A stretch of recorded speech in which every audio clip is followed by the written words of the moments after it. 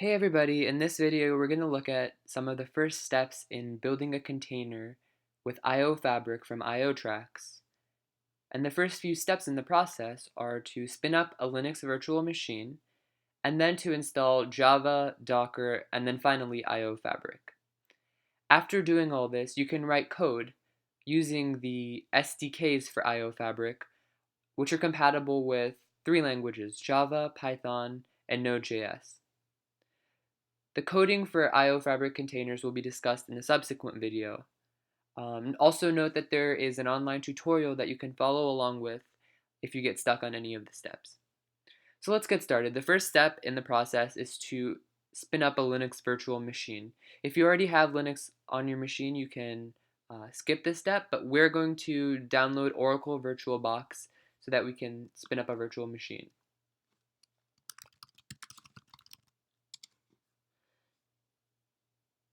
So you just go to their downloads folder and you choose the one that corresponds to your system, so either Windows or OS X.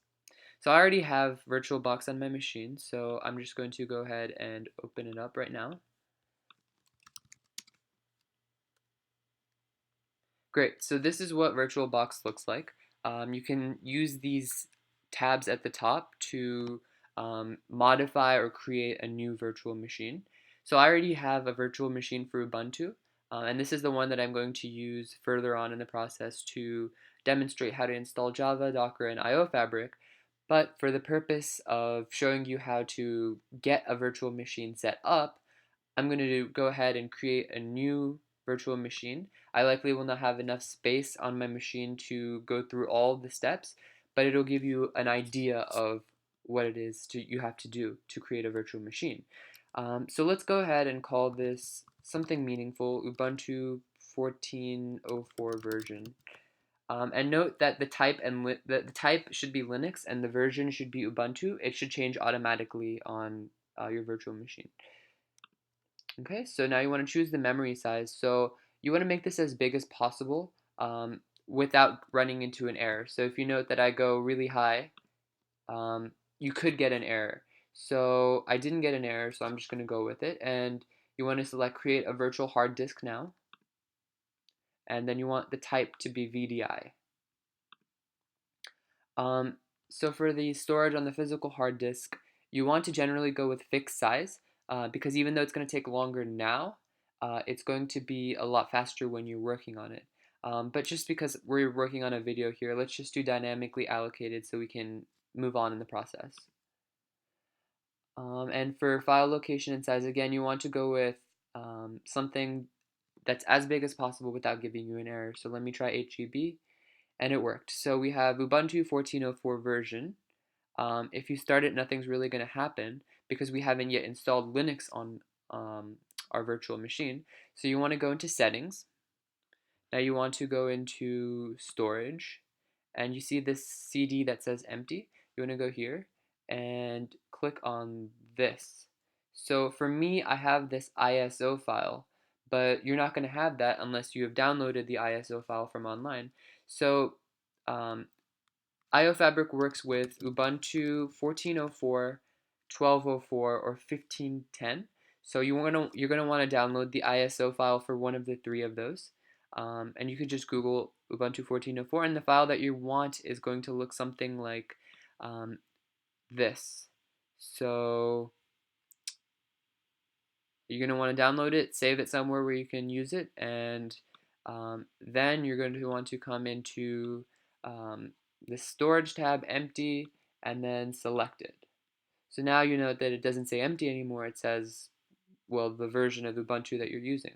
So now the next step is to go into system, and we can get multiple processors running if you want. So you can select two processors.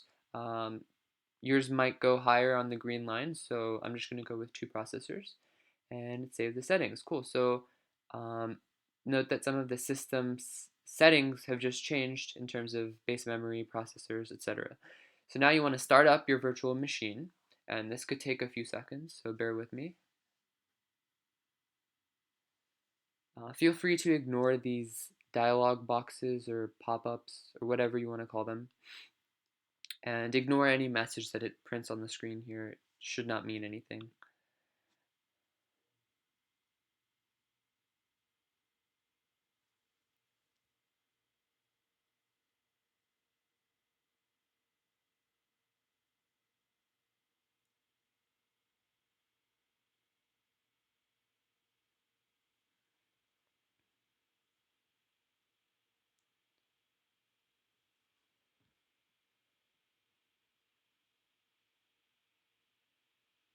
Okay, so now we want to install Ubuntu on the virtual machine. So let's go ahead and click the install Ubuntu.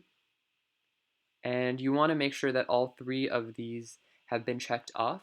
So the only one that probably will be a problem is this first one. If you weren't able to create enough space for your virtual machine, you might run into an X here. And one way to fix this problem is to download what's called like a storage cleanup service. And the one that I like to use is called Clean My Mac 3. And you can keep track of how much storage you have, how much memory is being used up, your battery, of course. And you can clean unnecessary junk off your computer to free up more space for your virtual machine because it's going to need that space. A virtual machine is a completely new operating system working in tandem with the one that's already on your host operating system. So it's going to take up some memory and some space. All right, so you're going to click continue here. Erase disk and install Ubuntu. And so for me, I'm getting this error that says my partitions are too small, and this is because I already have a virtual machine, so I don't have too much space on my computer for a second virtual machine. But once you, let's say you just continue in the process, and um, we'll just work with it for now. Um, But again, if this is the problem that you're running into, you're going to want to clean some of your system files and restart the process. So if you have to restart the process, we'll get to how to delete virtual machines in a moment because I'm going to delete this second virtual machine that I've created in my system. And then you can just click continue. It doesn't really matter. Just fill in the appropriate information. Continue. And then here you type in your name and your computer's name. And you have a virtual machine all set up. It's going to take a long time if I finish this and hit continue. So in the interest of time, I'm just not going to do that.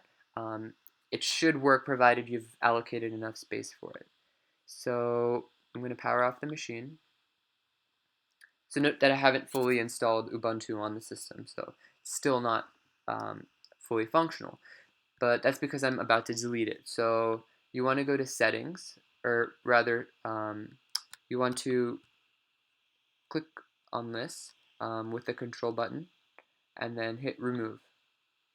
And you want to delete all the files because there could be other junk files that are stored along with it. And now just to make sure that everything from that virtual machine has been deleted, we can go into our terminal and you can use the ls command to see where you are. And there should be a folder called VirtualBox VMs. So you're going to want to do the cd command to go into that folder. And since it's got a space in it, you're going to want to put it in quotation marks and just type it in. And then now you're in the folder, so you can ls. And note that I have just the Ubuntu 14.04. If I had another folder called Ubuntu 14.04 version, what I'd want to do is rm-r Ubuntu 14.04 version. And this is going to delete all of the files in there. So it's going to, for instance, on the Clean My Mac 3, you'll see that a lot of your storage will be freed up. So just a little tip. So we can X out of terminal now, and let's get started with our virtual machine that I already have on my system. So start it up.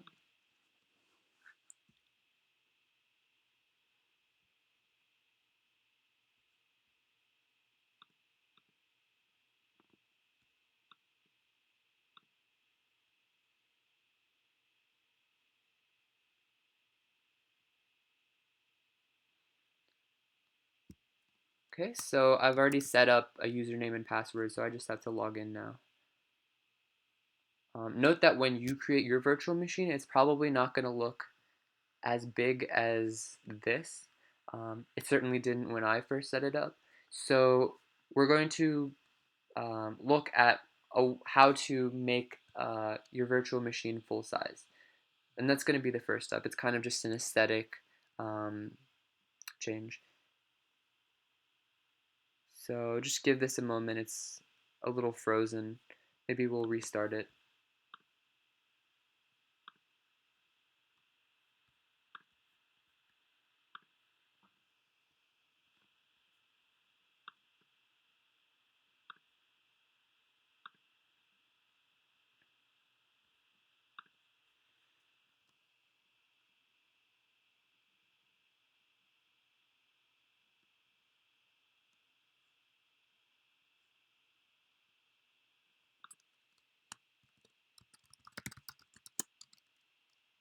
Awesome. And we're into our Ubuntu system.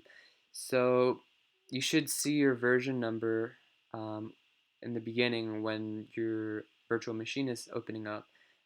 For me, I'm working with 1404. And okay, so let's look at how to make your virtual machine full size. So what you want to do is you want to go into Terminal.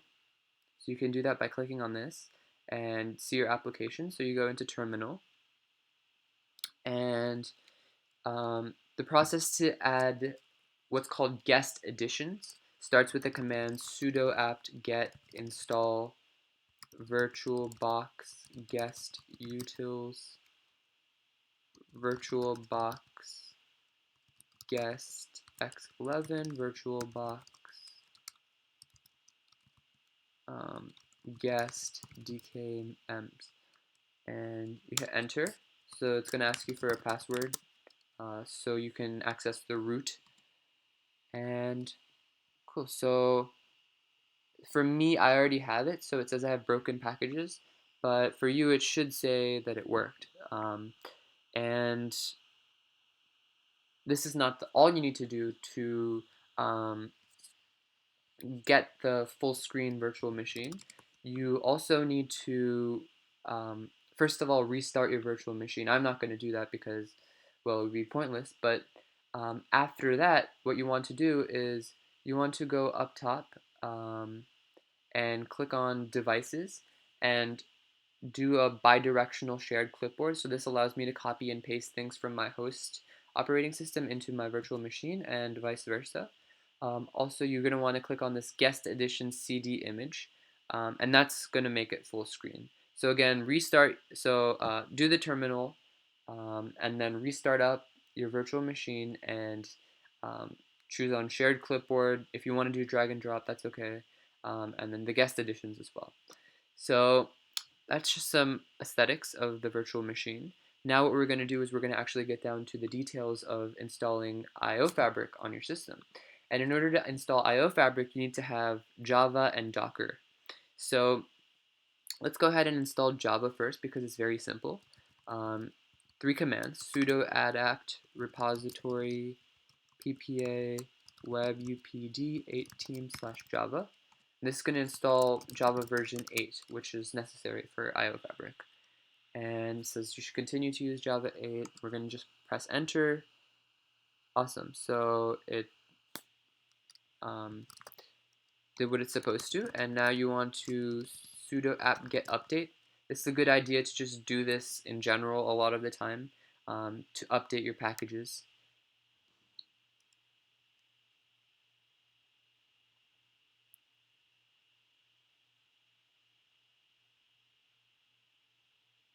Great. And it should say done when it's done. And the last step is to run the install script.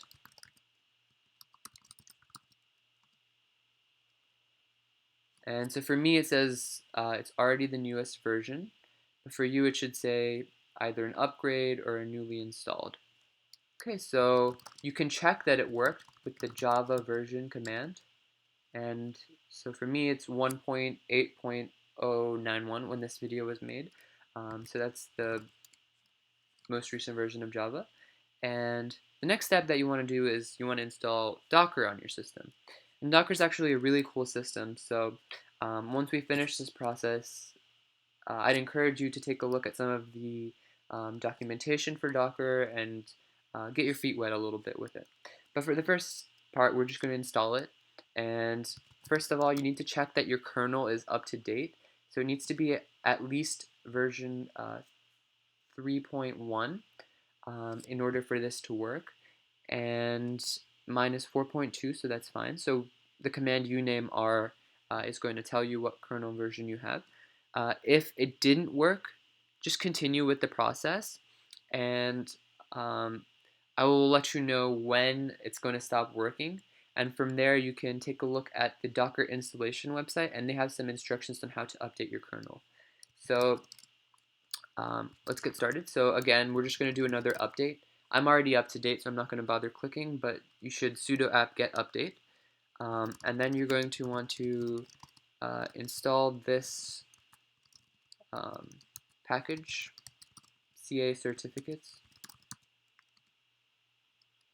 And I'm already the newest version again because I've already installed it, but you should get some update.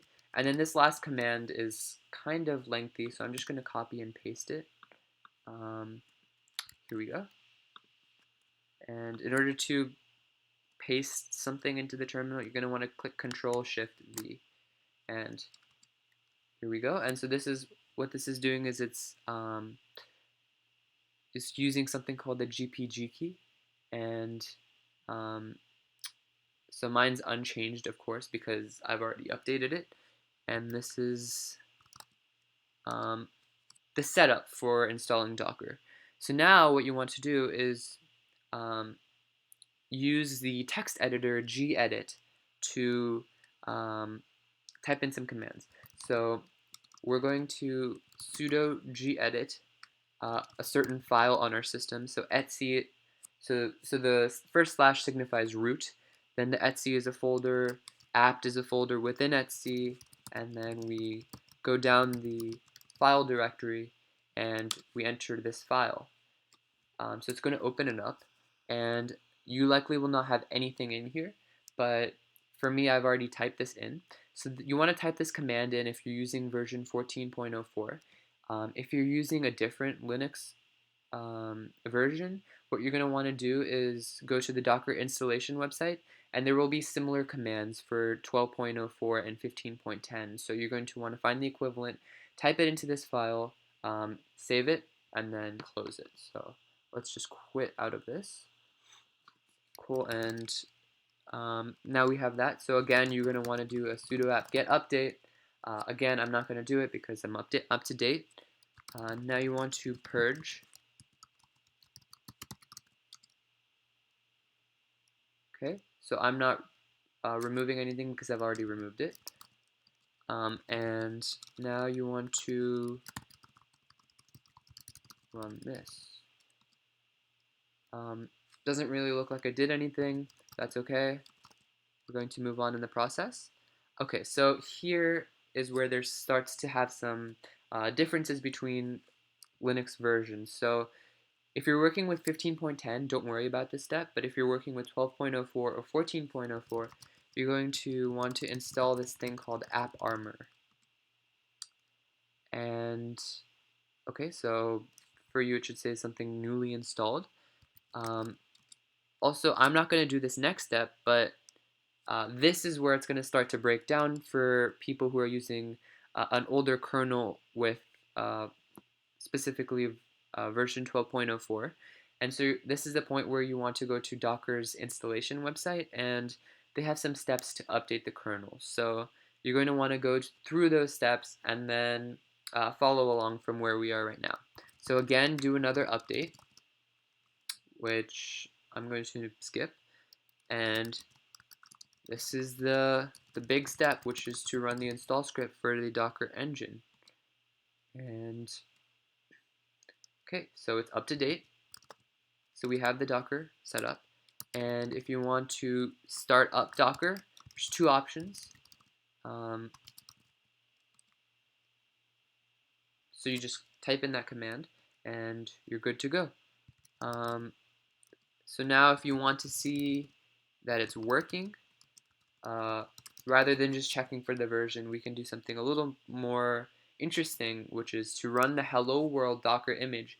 Um, so for you, this should be pulling from the Docker Hub repository. So somewhere out there in the world, it's pulling this hello world Docker image and it's running it on your virtual machine. But for me, I've already run this script before, so it's cached in my storage, which is why it happens really quickly. For you, it should be pulling from somewhere online. So just a little hello, and then it gives you an example of a user guide, and you can try some other containers, and you can also look at the Docker website, and they have a really cool tutorial that you can follow where you can do some interesting, like uh, they have some interesting ones where like there's this whale that gives you motivational quotes, for instance, and uh, feel free to play around with it. But we're gonna get on with installing IOFabric since we have both of the pieces that are key to installing IOFabric. Java and Docker both are set up. Okay, so now we're going to install IOFabric, and it's pretty simple actually. Now that we've done the bulk of the work, it's just two commands. So first one is going to be working from this package cloud uh, install repositories iotracks iofabric /script.deb.sh sudo bash,